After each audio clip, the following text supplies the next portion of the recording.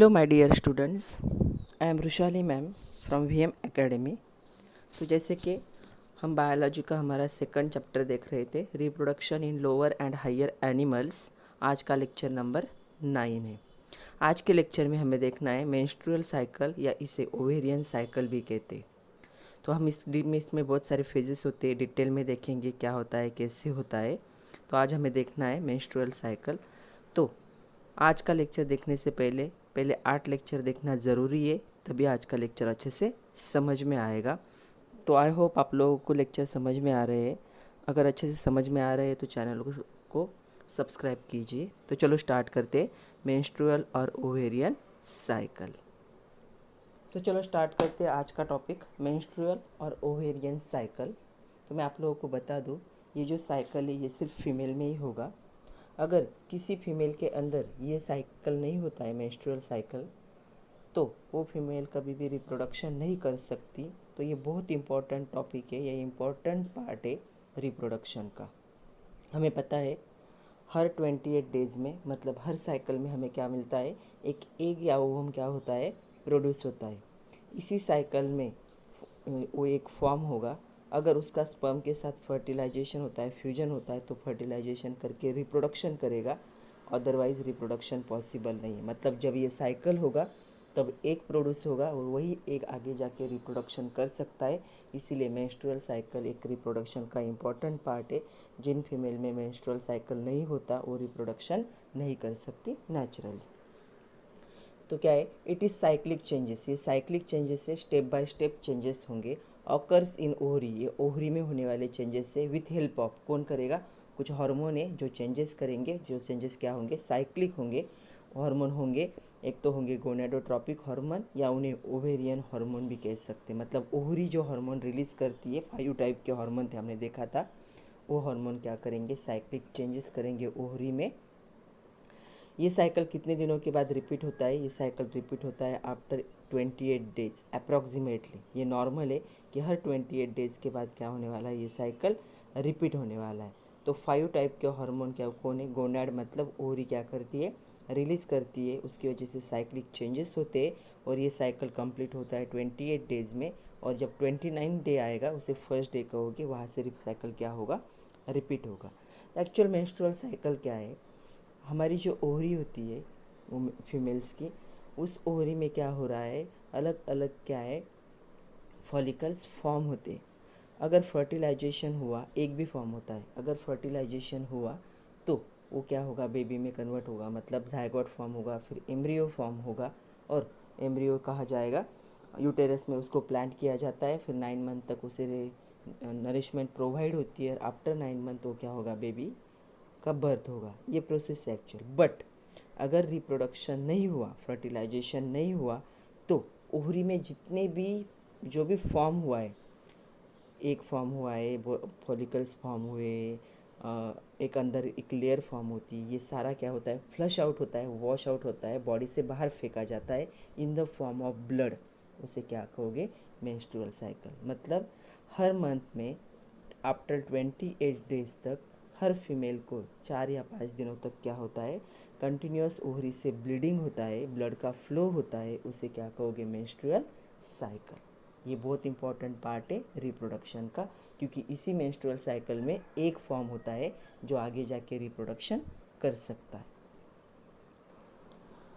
तो ये 28 डेज़ का साइकिल है। इसका जो मिडल होगा, मतलब 14 जो डे होगा, उस टाइम क्या होगा, एग या ओवम क्या होता है, रिलीज़ होता है। जो फॉलिकल मैच्योर हो जाता है वो ब्रेक होगा और उसके अंदर से एग या ओवम क्या होगा, रिलीज़ होगा।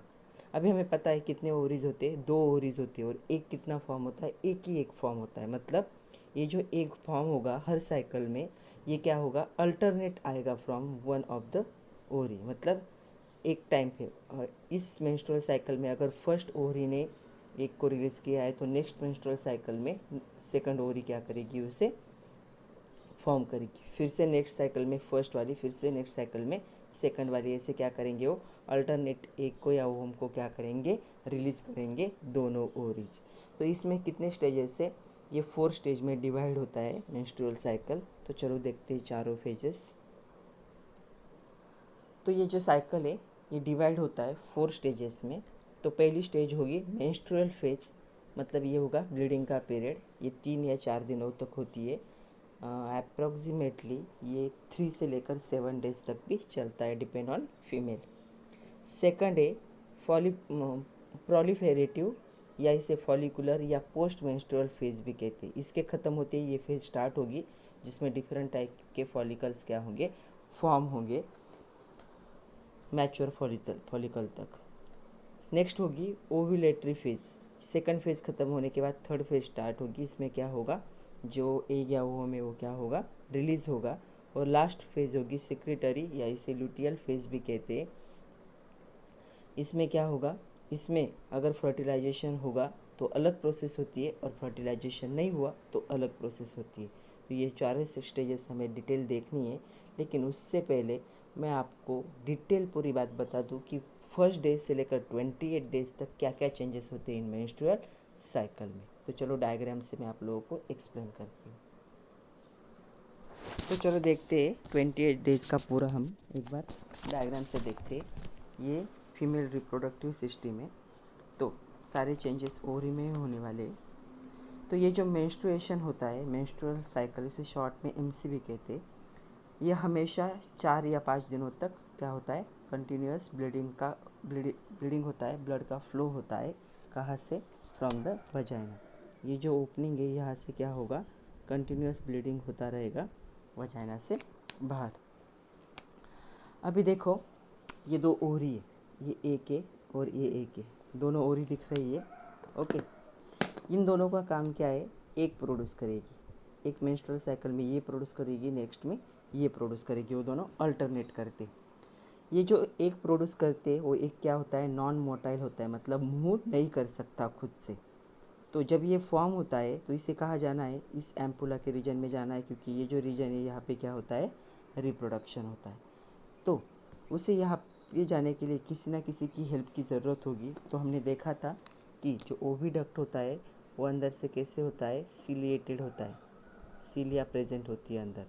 मतलब जैसे यहाँ पे एग आता है तो सीलिया की हेल्प से वो क्या कर सकता है, मूव करके ये जो ओविडक्ट का मिडल रीजन है यहाँ पे जाके फर्टिलाइजेशन करना है उसे। ओके, इस साइड से क्या होगा, स्पर्म आएगा, स्पर्म ऐसे इसे क्रॉस करके यहाँ आके, वो मोटाइल है, वो मूव कर सकता है, तो वो खुद से मूव करके यहाँ पे आएगा जहाँ पे एक था, और यहाँ पे दोनों का क्या होगा, फ्यूजन होगा, रिप्रोडक्शन होगा।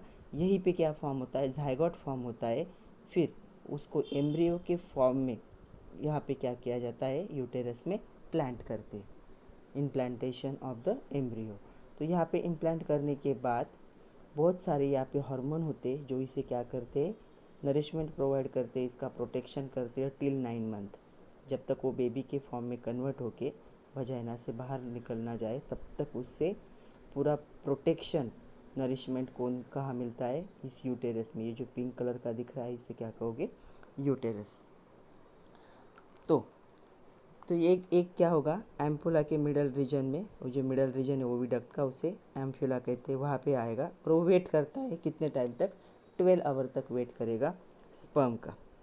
अगर उस टाइम पे कॉपुलेशन हुआ और यहाँ से स्पर्म आया तो क्या होगा, वजाइना से स्पर्म आएगा, तो स्पर्म खुद से मूव करके आएगा, यूटेरस थ्रू जाएगा ओविडक्ट में, और यहाँ आके क्या होगा, फर्टिलाइजेशन हुआ, जाइगोट फॉर्म हुआ, एम्ब्रियो फॉर्म हुआ, फिर उसे ओरी में उसे यूटेरस में क्या करते, इम्प्लांट किया जाता है। और ये क्या है, 9 मंथ, मतलब 182 और 183 डेज तक क्या होगा, यहाँ पे उसका कंप्लीट ग्रोथ होगी, और इसे हम क्या कहते, प्रेगनेंसी कहते। ओके, बट अगर स्पर्म आया ही नहीं, मतलब एक फॉर्म हो चुका है, यहाँ पे आ चुका है, लेकिन इस साइड से स्पर्म आया ही नहीं, तो क्या होगा, ये रिप्रोडक्शन होना या फर्टिलाइजेशन होना पॉसिबल नहीं। लेकिन उससे पहले जब जो 14 डे होता है मेंस्ट्रुअल साइकिल का, तब क्या होता है, एक फॉर्म होता है। हमने देखा यहाँ पे एक फॉर्म होगा और वो उसे यहाँ पे पास किया जाएगा। तो ये पूरी सिस्टम को ऐसे लगने लगता है जैसे एक फॉर्म होता है,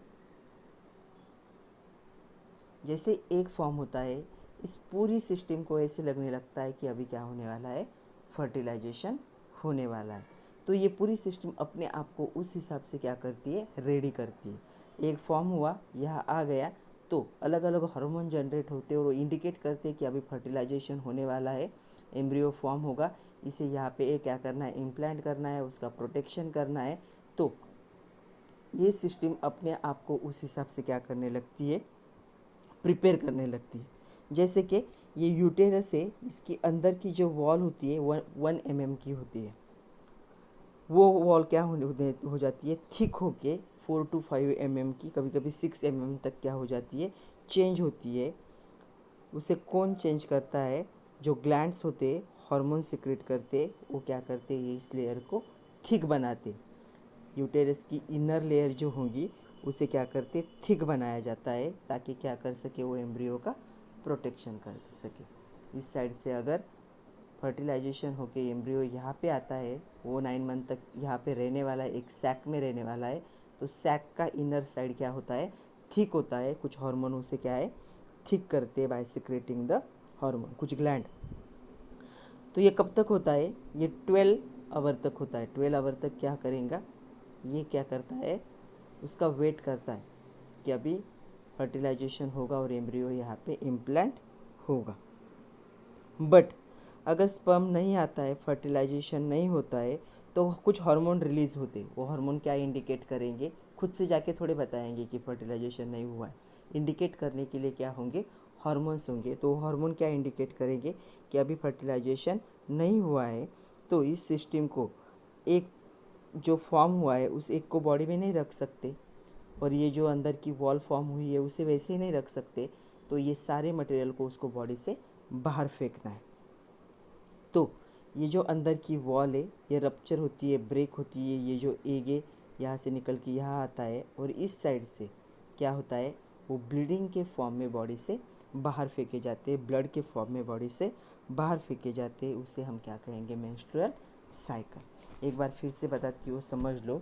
ये ओवरी था, ओवरी ने एग रिलीज़ किया और सिलिया की हेल्प से ये एग कहाँ आया, ओविडक्ट में। ये अभी वेट कर रहा है स्पर्म का।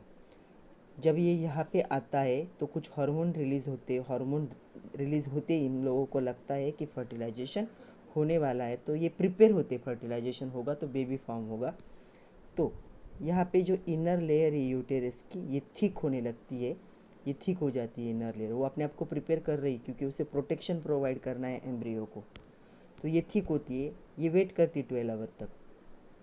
उसके बाद क्या होगा, अगर फर्टिलाइजेशन नहीं हुआ तो एक फॉर्म हुआ है, उसे यहाँ पे नहीं रख सकते, तो ये का क्या होगा, यहाँ पे आएगा, कहाँ पे, यूटेरस में। और ये जो अंदर की लेयर फॉर्म हुई थी वो क्या हो जाएगी, ब्रेक होगी। ये सारा जो मटेरियल होगा, यहाँ पे जो 28 डेज़ में जो चेंजेस होते हैं, यहाँ पे भी जो फॉर्मेशन होते हैं, वो सारे क्या होंगे, फ्लश आउट होंगे, बॉडी से बाहर फेंके जाएंगे in the form of blood. ये प्रोसेस चलती है 4 to 5 डेज़, जिसे हम क्या कहते हैं, मेंस्ट्रुअल साइकिल। और ये जो ब्लड बाहर निकलता है, इसके साथ बहुत सारे मस्कुलर टिश्यू, ब्लड वेसल भी ब्रेक होकर बॉडी से बाहर निकल जाते in the form of blood. ये प्रोसेस कितने दिनों तक चलेगी, 4 to 5 डेज़ तक।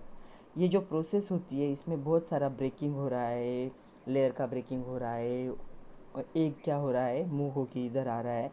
तो इसमें बहुत सारा एब्डोमेन पेन होता है, इसे क्या कहेंगे, मेंस्ट्रुअल।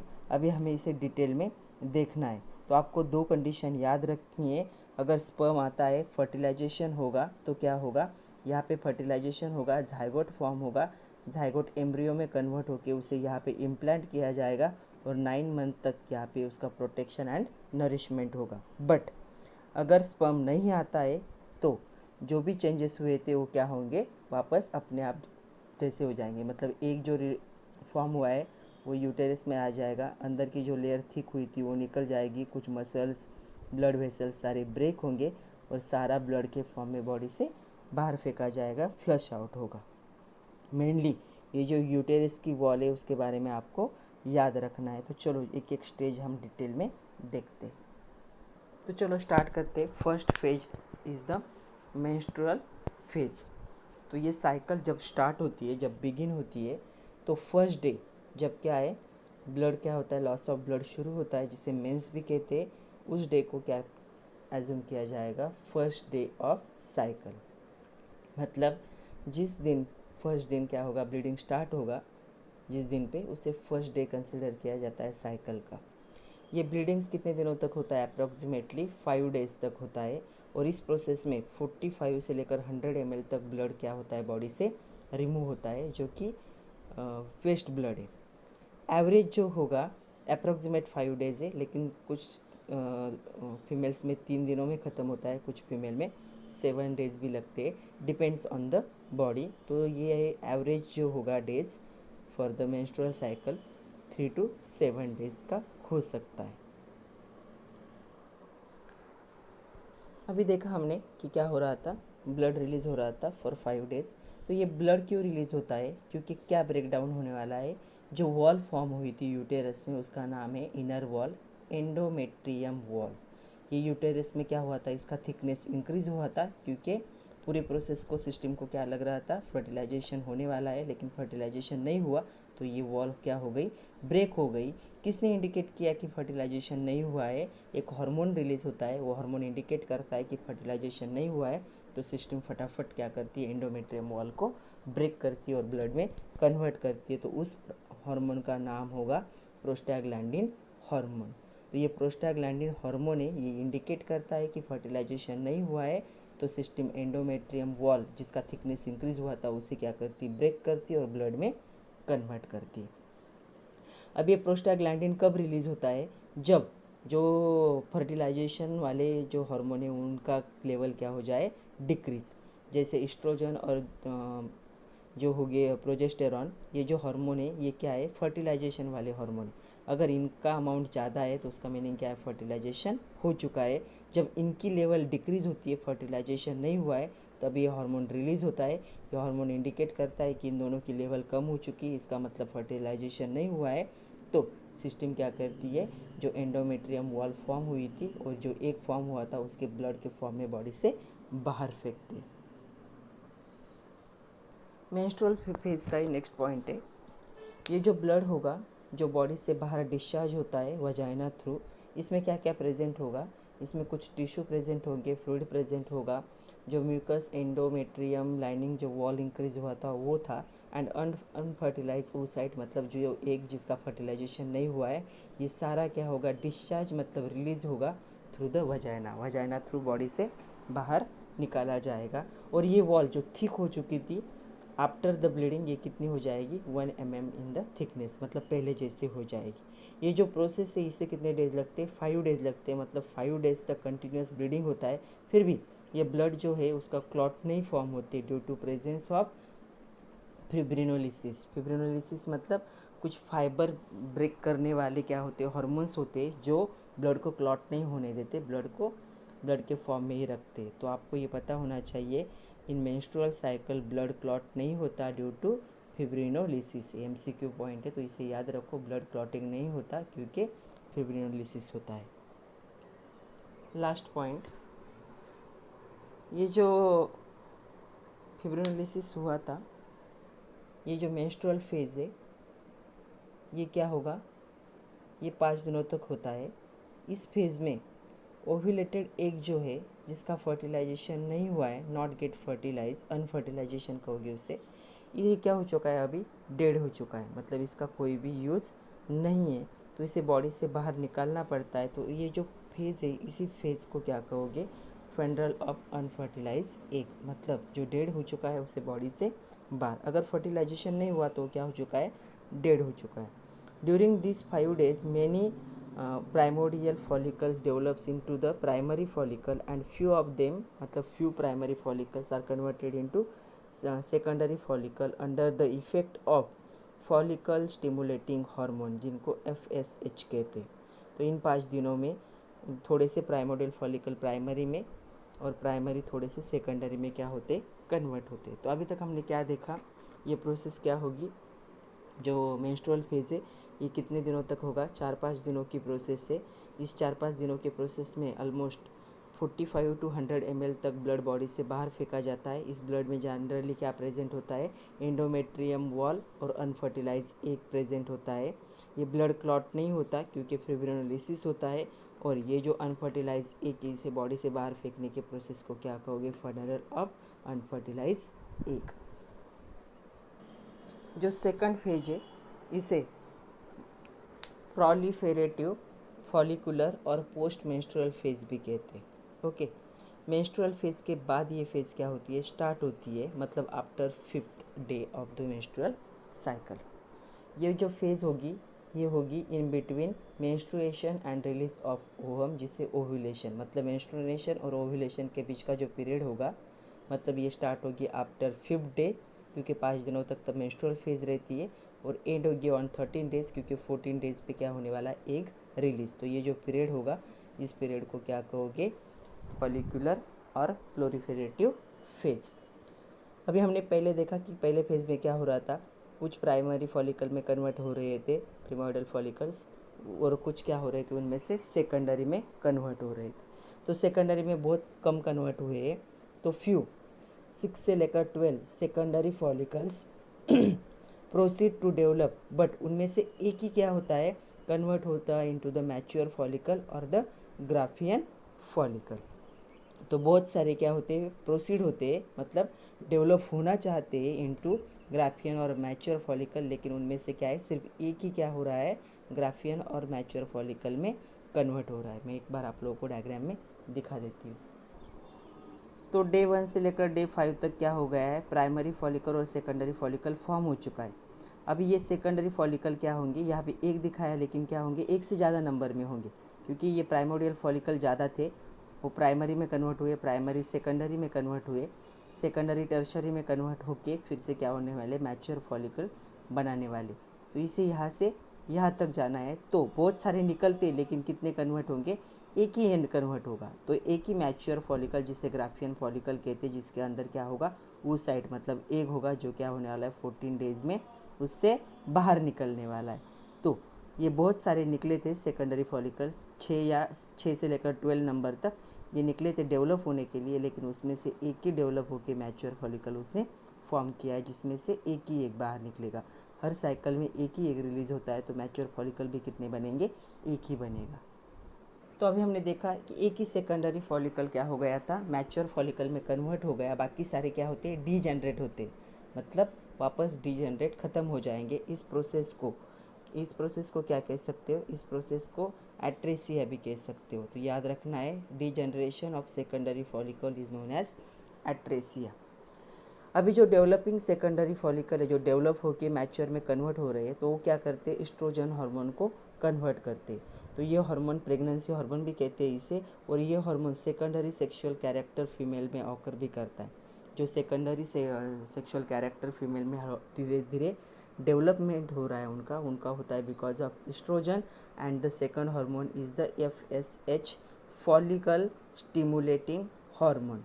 तो जो सेकेंडरी सेक्सुअल कैरेक्टर, जैसे कि ब्रेस्ट की साइज़ इंक्रीज़ होना, वॉइस चेंज होना, उसके बाद पेल्विक रीजन थोड़ा सा ब्रॉड होना, ये जो फीमेल में सेकेंडरी सेक्सुअल कैरेक्टर है, जिससे हमें बाहर से देख के पता चलता है कि ये फीमेल है, उनको क्या कहते हैं, सेकेंडरी सेक्सुअल कैरेक्टर। तो एस्ट्रोजन और FSH उसे क्या करता है, डेवलप करता है फॉलिकल स्टिमुलेटिंग हार्मोन। तो ये उसे क्या करेंगे, रिलीज़ करेंगे। ये जो FSH है, फॉलिकल स्टिमुलेटिंग हार्मोन, यही क्या करते हैं, सेकेंडरी फॉलिकल को डेवलप करते हैं, किसमें, मैच्योर फॉलिकल में।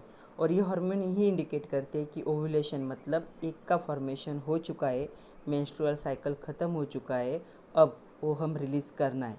तो अभी जो मैच्योर फॉलिकल है उसमें से ओहम बाहर निकालने की प्रोसेस स्टार्ट करनी है, ये इंडिकेट कौन करता है, ये हार्मोन करता है, ताकि नेक्स्ट फर्टिलाइजेशन, नेक्स्ट फ्यूजन क्या हो सके।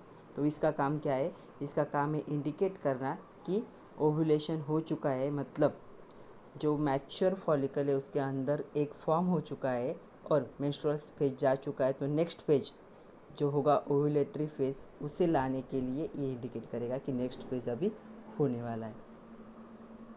नेक्स्ट पॉइंट है इस फेज का, जो एंडोमेट्रियम वॉल है वो बिगिन होगी रीजनरेट। जैसे ही FSH और एस्ट्रोजन फॉर्म होता है, तो प्रोसेस को लगने लगता है कि अभी फर्टिलाइजेशन होने वाला है, तो वो क्या करते हैं, जो यूटेरस के अंदर की वॉल है उसे रीजनरेट करते, वापस क्या है, उसका थिकनेस इंक्रीज करते, कितना करेंगे, 3 to 5 mm तक। तो इसका इफेक्ट क्या होगा, कौन कर रहा है, ये एस्ट्रोजन। तो ये क्या फॉर्म करेंगे, जो एंडोथेलियल सेल फॉर्म करेंगे, एंडोमेट्रियल यूटेरिन ग्लैंड फॉर्म करेंगे और नेटवर्क ऑफ ब्लड वेसल, ये सब मिला के ये जो थिकनेस होगा एंडोमेट्रियम वॉल का उसे कितना बना देंगे, 3 to 5 mm तक बनाएंगे, ताकि ये क्या कर सके, अगर फर्टिलाइजेशन हुआ तो एम्ब्रियो का प्रोटेक्शन कर सके। इसलिए वॉल का थिकनेस क्या हो जाता है, इंक्रीज होता है। क्योंकि अभी इसे प्रोसेस को लग रहा है कि फर्टिलाइजेशन होने वाला है, अभी एग रिलीज होने से पहले ही क्या होता है, एंडोमेट्रियम वॉल का थिकनेस इंक्रीज होता है। जो थर्ड फेज है वो है ओव्यूलेटरी फेज, मतलब ओहम और एग फॉर्म होने की फेज। ये सबसे शॉर्ट फेज है साइकिल की, छोटी सी फेज है। It involves rupturing of the mature Graafian follicle. जो ग्राफियन फॉलिकल मैच्योर हो चुका था उसे क्या करेंगे, ब्रेक करेंगे। रप्चर मतलब उसे तोड़ेंगे, उसके अंदर जो एक प्रेजेंट है उसे क्या करेंगे, रिलीज करेंगे। कहाँ रिलीज करेंगे, इन पेल्विक कैविटी। कौन से डेज पे, 14 डेज पे मेंस्ट्रुअल साइकिल के। तो ये एक ही डेज की प्रोसेस है, फेज एक ही डेज का है, 14 डेज का। जब ग्राफियन फॉलिकल क्या होगा, ब्रेक होगा, उसमें से एक क्या होगा, रिलीज होगा। कहाँ पे, पेल्विक कैविटी में। इसे भी एक हार्मोन क्या करता है, कंट्रोल करता है। ये जो एक्टिविटी है ऊपर जो हुआ, मतलब ग्राफियन फॉलिकल ब्रेक हो गया, उसमें से एक बाहर निकल आया, इसको कौन कंट्रोल करता है, एक हार्मोन होगा, उसे कहोगे LH। LH means the luteinizing hormone. Luteinizing hormone ये क्या करता है, इस एक्टिविटी को कैरिड आउट करता है। ये जो ओव्यूलेशन की प्रोसेस है, मतलब ग्राफियन फॉलिकल ब्रेक होके जो एग है या ओव्यूल है वो हमें उसे बाहर निकालने की प्रोसेस जो है, इस प्रोसेस में कभी कभी माइल्ड या कभी कभी सीवियर पेन होता है इन लोअर एब्डोमेन। मतलब पेट का जो नीचे का रीजन होगा वहाँ पे क्या है, कभी कभी थोड़ा या कभी कभी ज़्यादा पेन होता है, क्योंकि ग्राफियन फॉलिकल ब्रेक होके एक बाहर निकल रहा है। तो ये था थर्ड फेज। जो लास्ट फेज है उसे सिक्रेटरी फेज भी कह सकते हो या लुटियल फेज भी कह सकते हो, फोर्थ फेज। ये कब होता है, जब ओव्यूलेशन ख़त्म होगा, मतलब एक फॉर्म हो चुका है, और नेक्स्ट मेंस मतलब नेक्स्ट ब्लड फ्लो, नेक्स्ट जब ब्लीडिंग स्टार्ट होगा, इसके बीच का पीरियड होगा, उसे क्या कहोगे, सिक्रेटरी। ये लॉन्गेस्ट फेज होता है, 14 डेज तक चलेगा, क्योंकि 14 डेज पे क्या हो गया है, एक फॉर्म हो गया है, आगे 28 डेज पे ब्लीडिंग होने वाला है, तो बीच के जो 14 डेज होंगे तो सबसे लॉन्गेस्ट फेज होगा। 15 डे साइकिल का जब 15 डे होगा तब स्टार्ट होगा, 28 डेज पे ये ख़त्म होगा। टोटल कितने डेज मिलेंगे इससे, 14। तो इसे क्या है, लॉन्गेस्ट फेज कह सकते हैं। नेक्स्ट पॉइंट है, जो रिमेनिंग पार्ट था ग्राफियन फॉलिकल का, क्या हो गया, उसमें से एक बाहर निकल गया। एक के अलावा जितना भी रिमेनिंग पार्ट होगा वो क्या हो रहा है, part converted into the corpus luteum. हमने देखी थी जो डायग्राम, उसमें येलो कलर का पार्ट था। इसे कौन कंट्रोल करता है, इसे भी LH क्या कर रहा है, कंट्रोल कर रहा है। ओके। जो कॉर्पस ल्यूटियम अभी फॉर्म हुआ है ये क्या है, सिक्रेट करने लगता है। तो ये करके इनहिबिन, प्रोजेस्टेरॉन एंड एस्ट्रोजन, ये 3 हार्मोन को ये क्या करता है, सिक्रेट। इनमें से ये दोनों क्या है, प्रेगनेंसी हार्मोन है। ये क्या करते हैं, एंडोमेट्रियम वॉल को थोड़ा सा ग्रो करते, थोड़ा सा उसका थिकनेस इंक्रीज करते। और इनहिबिन क्या करता है, इनहिबिन का काम क्या है, वो FSH जो था, फॉलिकुलर स्टिमुलेटिंग हार्मोन, उसका सिक्रेशन स्टॉप करता है। मतलब ये 3 सिक्रेट होने के बाद FSH का सिक्रेशन स्टॉप कौन करेगा, इनहिबिन उसे स्टॉप करता है। तो यहाँ पे देखो, ये था आपका मैच्योर फॉलिकल जो रप्चर ब्रेक होके 14 डेज पे एक बाहर निकल आया है। ये जो रिमेनिंग पार्ट था, ये रिमेनिंग पार्ट किस में कन्वर्ट हो गया, कॉर्पस ल्यूटियम। ये 3 हार्मोन रिलीज़ करेगा। अगर फर्टिलाइजेशन हुआ तो प्रोटेक्शन देगा, नहीं हुआ तो ये वाइट स्कार में कन्वर्ट हो जाएगा। अभी जो एक फॉर्म हुआ है, ये क्या होता है, 24 आवर्स में इसका फर्टिलाइजेशन होना चाहिए। अगर स्पर्म आया तो फर्टिलाइजेशन होगा, अदरवाइज फर्टिलाइजेशन पॉसिबल नहीं है। But in absence of fertilization, अगर फर्टिलाइजेशन नहीं हुआ है तो कॉर्पस ल्यूटियम सर्वाइव करता है, वेट करता है 2 वीक तक, 2 वीक तक वो उसी कंडीशन में रहेगा। Then it is converted into the white scar, फिर एक वाइट स्कार में कन्वर्ट होता है, जिसे क्या कहोगे, कॉर्पस अल्बिकन्स कहोगे। अगर ओव्यूलेटेड एग फर्टिलाइज होता है, नहीं हुआ तो क्या हुआ, हमने देखा कि कॉर्पस अल्बिकन्स में कन्वर्ट होगा। अगर वो फर्टिलाइज हुआ तो क्या होगा, एम्ब्रियो फॉर्म होगा। एम्ब्रियो को कहाँ इम्प्लांट किया जाएगा, इन यूटेरस।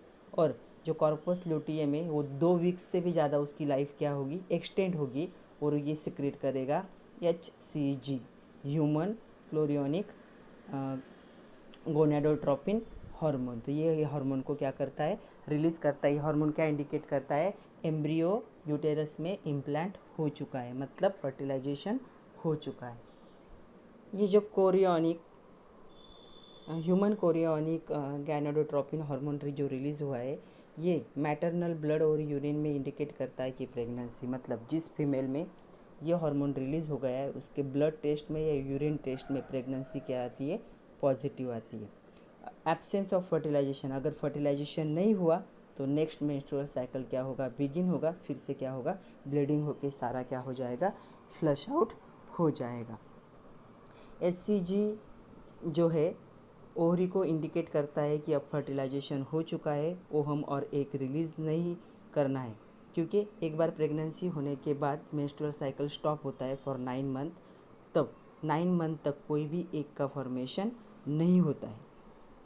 तो ये जो HCG है ये क्या है, प्रेगनेंसी हार्मोन है। ये ओवरी को बताता है कि अभी एक रिलीज़ नहीं करना है, क्योंकि प्रेगनेंसी मतलब फर्टिलाइजेशन हो चुका है।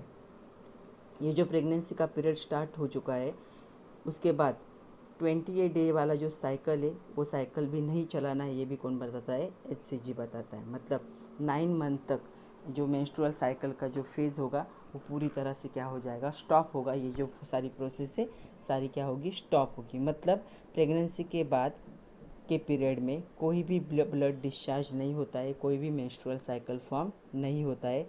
एंडोमेट्रियम वॉल जो थी, जो एम्ब्रियो को क्या करती थी, प्रोटेक्ट करती थी, वो वैसे ही रहेगी। अगर 28 डेज़ के बाद मेंस्ट्रुअल साइकिल स्टार्ट नहीं हुआ तो भी ये भी एक इंडिकेशन होता है कि शायद क्या हो सकती है, प्रेगनेंसी पॉसिबल है अगर कॉपुलेशन हुआ है तो।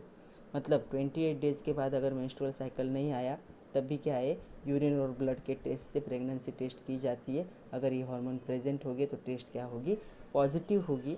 अगर ये हार्मोन नहीं है तो प्रेजेंट टेस्ट क्या होगी, निगेटिव होगी। वो इंडिकेट करती है प्रेगनेंसी है या नहीं है। और अगर प्रेगनेंसी हुई तो मेंस्ट्रुअल साइकिल स्टॉप होता है फॉर 9 मंथ 182 और 183 डेज़ के लिए, जब तक बेबी डिलीवर नहीं होता, जिसे पार्चुरेशन कहते, तब तक। और इस पीरियड में कोई भी ब्लीडिंग नहीं होता है, कोई भी मेंस्ट्रुअल साइकिल फॉर्म नहीं होगा। ये पूरा जो सिस्टम है वो क्या करता है, वो जो बेबी है उसे प्रोटेक्शन और नरिशमेंट देने में लग जाता है। तो ये था मेंस्ट्रुअल साइकिल। जो नेक्स्ट लेक्चर होगा हमारा, उस नेक्स्ट लेक्चर में हमें देखना है गैमेटोजेनेसिस, मतलब स्पर्म और एग कैसे जनरेट होते हैं, वो डिटेल में हमें देखना है। स्पर्म और एग का पूरा हमें स्ट्रक्चर भी पढ़ना है। तो तब तक पढ़ते रहिए, खुद का ख्याल रखिए, अच्छे से नोट्स बनाइए। Thank you very much my dear students.